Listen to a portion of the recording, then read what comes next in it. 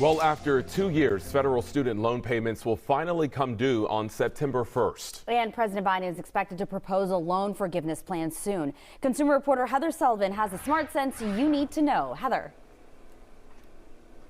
Good evening. President Biden's potential loan forgiveness plan could provide relief to 40 million Americans.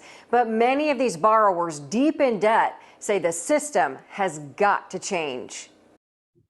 So I would keep getting these letters and I'd be looking at the amounts and I would just be bawling. Despite years of payment, 63-year-old Jamie Velada says she's been wrestling with accruing interest on parent student loans for her sons and her own student loan for nearly 20 years. I think my total loans are about $135,000 between the three of us.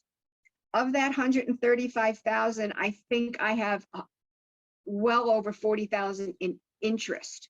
She's worried about retiring as her income contingent repayment plan means paying more than $1,100 a month.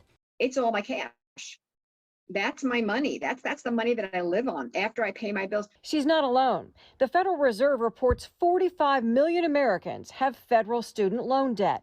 According to reports, President Biden is expected to propose a loan forgiveness plan soon that could mean $10,000 to $50,000 in forgiveness that may include direct, graduate, and parent loans for people earning up to about $125,000 a year.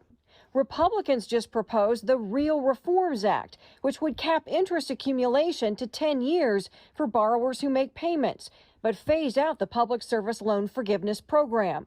Debt relief attorney Leslie Tain says don't wait for forgiveness. Prepare for the pause on payments to end September 1st. What's your advice for people that have, sort of had this long pause in terms of preparing for that?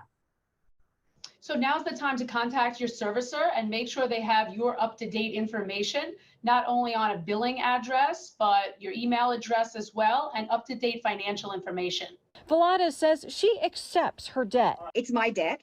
I own it. But says the system needs to change. And it wasn't that I didn't want to pay him. It's not that I defaulted. My credit is important to me. I've worked really, really hard to get to where I am.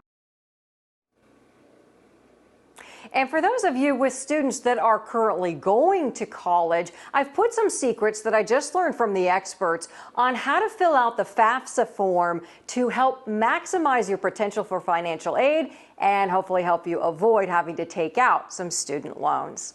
With Sullivan's Smart Sense, Heather Sullivan, Fox 26 News.